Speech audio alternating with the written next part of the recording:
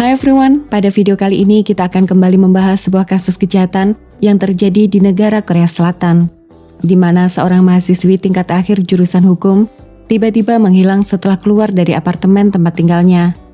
Apa yang sebenarnya terjadi? Mari kita langsung saja masuk ke pokok pembahasan video ini.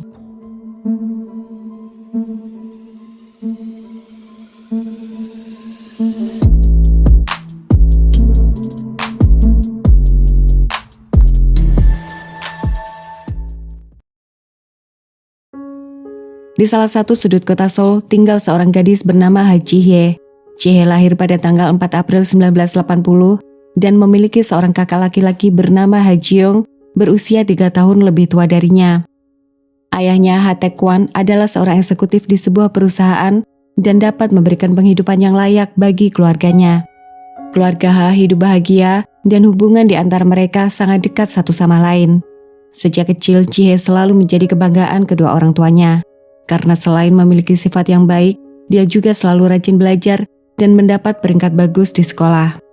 Meskipun populer dan selalu ditunjuk sebagai ketua kelas, tapi Ji-hye selalu bersikap ramah dan berteman dengan siapapun.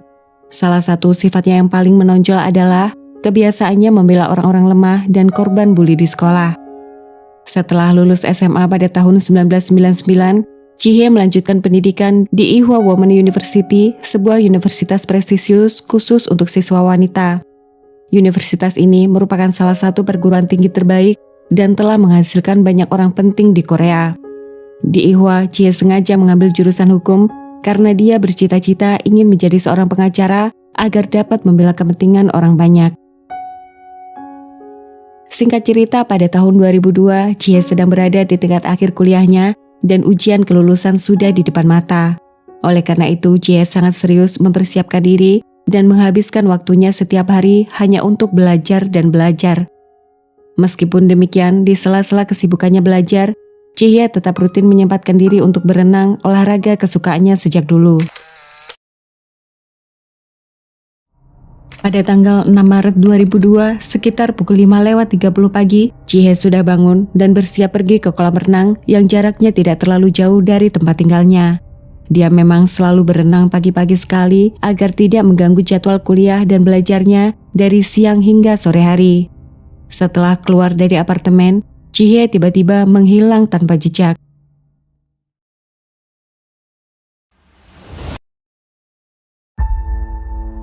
Ketika hari sudah siang dan Ji-hye masih juga belum pulang, ibunya berusaha menghubungi tapi tanpa hasil karena ponsel anaknya itu dalam keadaan tidak aktif. Pihak keluarga semakin khawatir ketika mendapat informasi bahwa Ji-hye tidak pernah sampai ke tempat renang. Pada sore hari, suami istri Ha akhirnya datang ke kantor polisi untuk melaporkan masalah kehilangan anak mereka. Keesokan harinya, pihak kepolisian segera memeriksa rekaman CCTV apartemen tempat tinggal keluarga Ha. Dalam rekaman CCTV terlihat, Ji-hye sedang berjalan kaki dalam kegelapan dan tidak lama kemudian ada sebuah mobil van melaju di depannya dan Ji-hye menghilang begitu saja. Pihak kepolisian juga mendapat informasi dari seorang pengantar susu bahwa dia sempat melihat sebuah mobil van warna hitam terparkir di daerah sekitar apartemen selama beberapa hari terakhir. Sementara polisi melakukan penyelidikan, keluarga Ji-hye turun ke jalan membagikan selebaran-selebaran bagi pejalan kaki, berharap ada di antara anggota masyarakat yang bisa membantu memberikan informasi mengenai keberadaan Ji-hye. 10 hari kemudian, tepat pada tanggal 16 Maret 2002, telepon rumah keluarga Ha tiba-tiba berdering. Telepon itu ternyata berasal dari pihak kepolisian. Mereka memberi kabar bahwa jasad Ji-hye telah ditemukan oleh seorang pendaki di daerah pegunungan Gyeongtansan yang jaraknya hanya sekitar 20 km saja dari kota Seoul. Jasad Ji-hye ditemukan dalam keadaan memprihatinkan. Kedua tangan dan kaki dalam keadaan terikat. Mulutnya tertutup lakban, terdapat luka lebam di sekujur tubuhnya, dan salah satu pergelangan tangan Ji-hye juga dalam keadaan patah. Tapi penyebab utama gadis ini meninggal adalah akibat hantaman timah panas. Di bagian wajah terdapat 4 lubang peluru dan 2 lagi di bagian kepala belakang. Berita ini sungguh menghancurkan hati keluarga Ha. Semua media nasional segera meliput kasus ini. Masyarakat Korea terkejut ketika mengetahui seorang mahasiswi dengan masa depan yang cerah seperti Ji-hye harus kehilangan nyawanya dengan cara begitu tragis. Apalagi kasus kejahatan menggunakan senjata api jarang terjadi di negara ini. Lalu sekarang pertanyaannya, siapa yang telah menghabisi nyawa Ji-hye?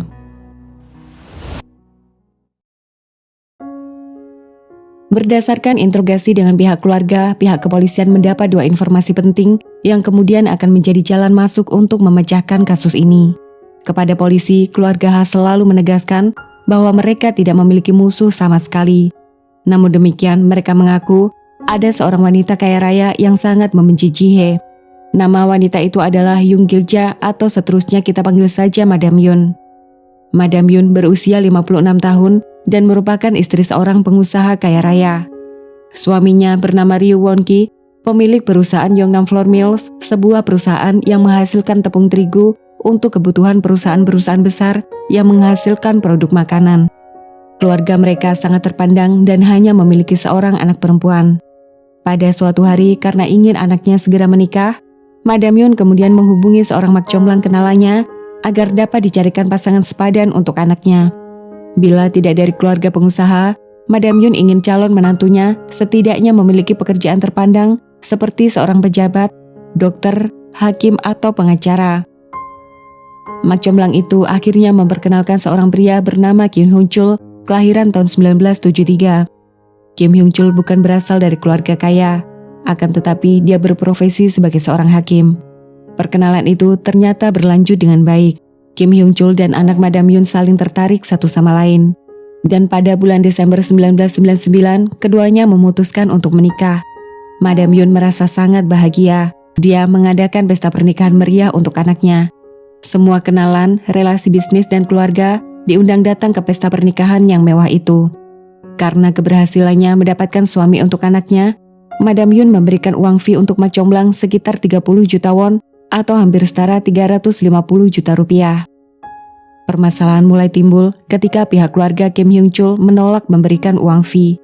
Tidak diketahui pasti apakah karena mereka tidak memiliki uang, tapi yang pasti keluarga Kim Hyung-chul merasa tidak pernah minta bantuan mak comblang itu untuk mencarikan jodoh untuk anak mereka. Pada suatu hari, baru beberapa bulan setelah mereka menikah, mak comblang itu menelpon Madam Yoon dan berkata, "Aku rasa menantumu telah berselingkuh, jadi berhati-hatilah." Madam Yoon sangat terkejut dan marah mendapat kabar tersebut. Dia sendiri memiliki trauma yang sangat mendalam karena suaminya pernah berselingkuh dengan wanita lain sampai memiliki anak. Sama seperti ibu yang lain, Madam Yoon hanya ingin melihat putri satu-satunya itu hidup bahagia. Madam Yoon kemudian mulai memperhatikan gerak-gerik menantunya.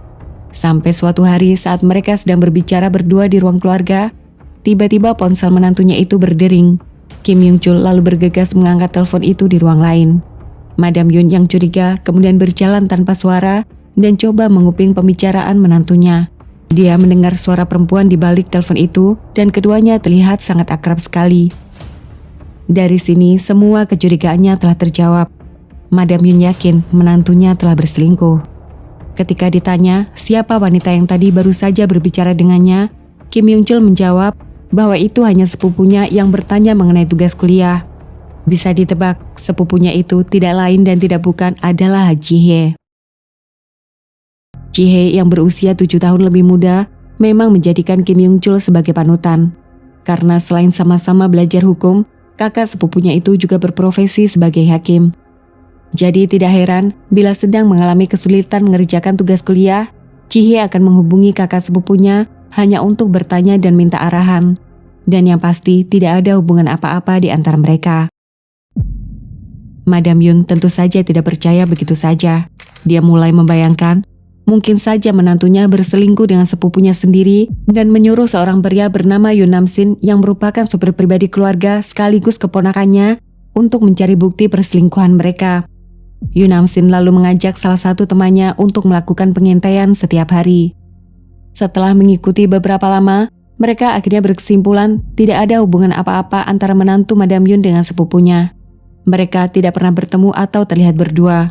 Kim Hyung-chul selalu sibuk dan pulang ke rumah larut malam dari tempat kerja. Sedangkan Ji-hye lebih banyak menghabiskan waktu berkuliah dan belajar di perpustakaan hingga sore hari. Yang paling gila, pengintaian ini terjadi selama 2 tahun lamanya yaitu antara tahun 2000 sampai 2001. Madam Yun bahkan telah membayar sekitar 25 orang, termasuk seorang anggota polisi untuk melakukan pengintaian selama 24 jam penuh.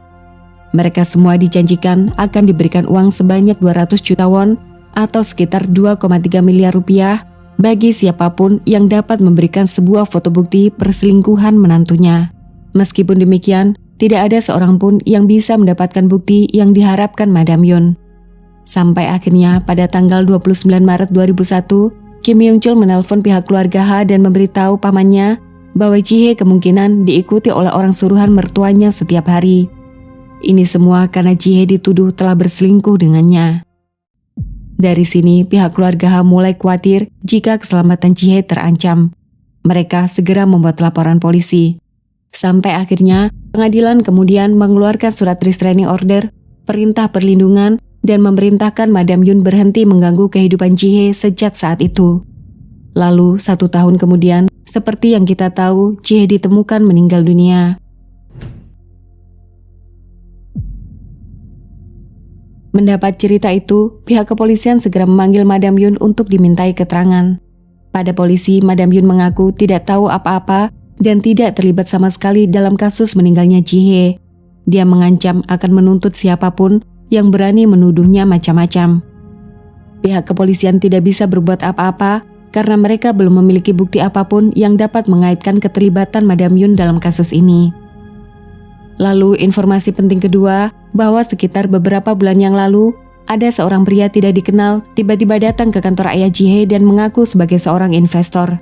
Pria yang berbicara tidak jelas dan mencurigakan itu sempat meninggalkan sebuah kartu nama. Mendapat informasi ini, polisi segera melakukan penyelidikan dan mendapati bahwa nama perusahaan dan orang yang tercantum dalam kartu nama tersebut ternyata palsu dan tidak pernah ada. Singkat cerita, pihak kepolisian akhirnya mendapati bahwa orang yang mengaku investor itu ternyata adalah Yoon Nam Sing, keponakan Madam Yun.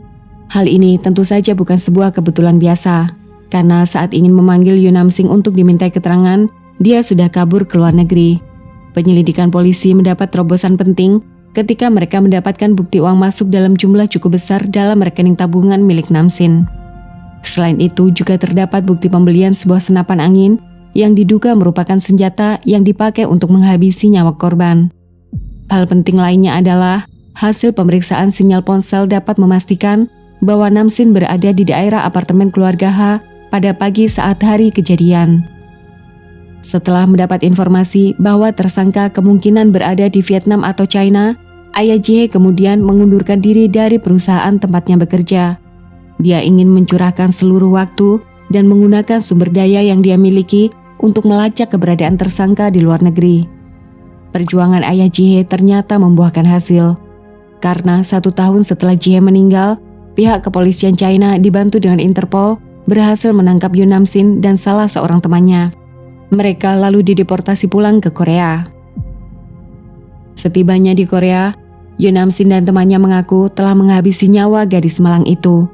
Mereka ternyata mendapat perintah langsung dari Madam Yun yang percaya bahwa Ji Hye telah berselingkuh dengan mantunya. Sebagai imbalan, keduanya mendapat uang sebesar 175 juta won atau hampir setara 2 miliar rupiah. Mereka mengaku tepat pada tanggal 6 Maret 2002 sekitar pukul 5:30 pagi saat melihat Ji Hye berjalan kaki keluar dari apartemen, mereka yang sudah menunggu segera mengendarai mobil van, berhenti di depan gadis itu, memaksanya masuk ke dalam mobil dan pergi dari sana. Akhirnya, mobil van itu tiba di sebuah pegunungan Gyeongdam-san yang terletak di sebelah barat kota Seoul. Setibanya di tempat yang sepi, Ji Hye dibawa masuk ke dalam hutan dan dihabisi nyawanya saat itu juga.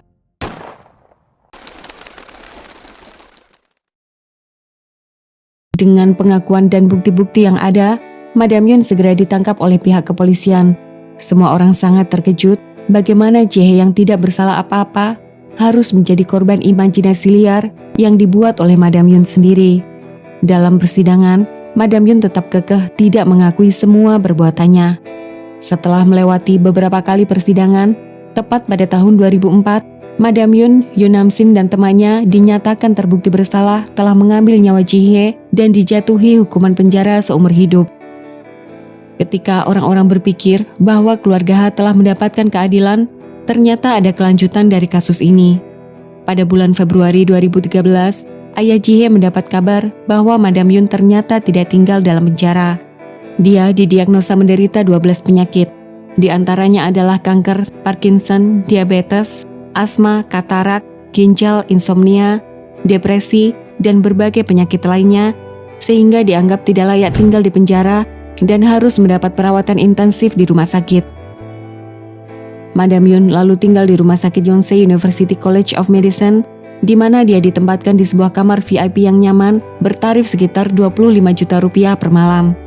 Keluarga H kemudian menghubungi media dan meminta bantuan mereka mencari tahu kebenaran hal ini. Seorang wartawan langsung melakukan penyelidikan dan merekam Madam Yun ketika dia mendapatkan kunjungan dari dokter. Madam Yun terlihat tidak bisa berjalan sendiri dan harus dipapa seorang perawat, meskipun hanya ke kamar mandi. Tangannya juga selalu gemetar seperti pada penderita penyakit Parkinson. Yang mengejutkan adalah ketika dokter sudah pergi, Madam Yun terlihat bisa berjalan seperti biasa. Dia benar-benar tidak seperti orang yang menderita 12 penyakit sekaligus. Ketika rekaman video itu disebarkan, masyarakat Korea sangat marah mengetahui seorang terpidana kasus kejahatan dapat hidup enak dan tidak mendekam dalam penjara. Mereka meminta pemerintah berlaku adil dan menyelidiki kasus ini. Menurut laporan rumah sakit, Madam Yun juga dikabarkan sering minta izin keluar, seperti pulang menginap di rumah, mengunjungi pernikahan relatif, dan berbagai alasan lainnya. Kepolisian segera turun tangan melakukan penyelidikan dan mengirim Madam Yun masuk kembali ke dalam sel penjara.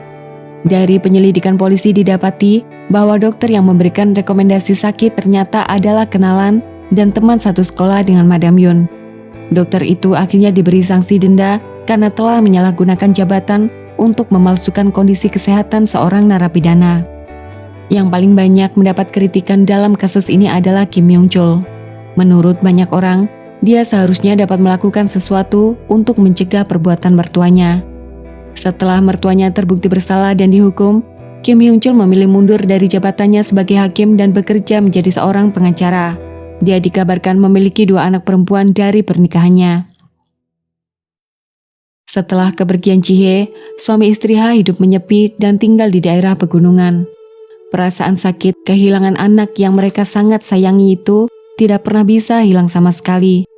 Meskipun sudah 14 tahun berlalu, keduanya selalu menangis sedih bila teringat Ji-hye.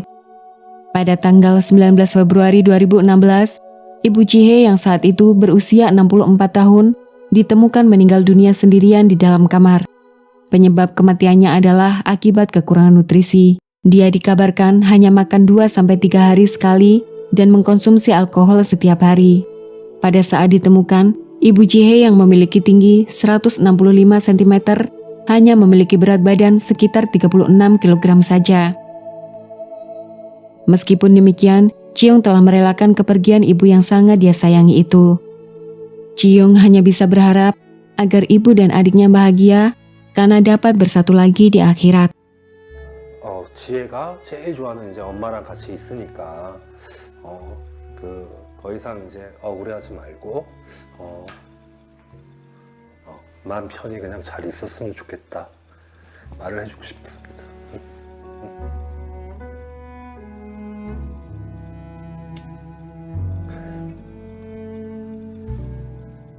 Oke everyone, sampai di sini dulu cerita kali ini. Terima kasih banyak sudah menonton dan sampai jumpa di pembahasan yang lain.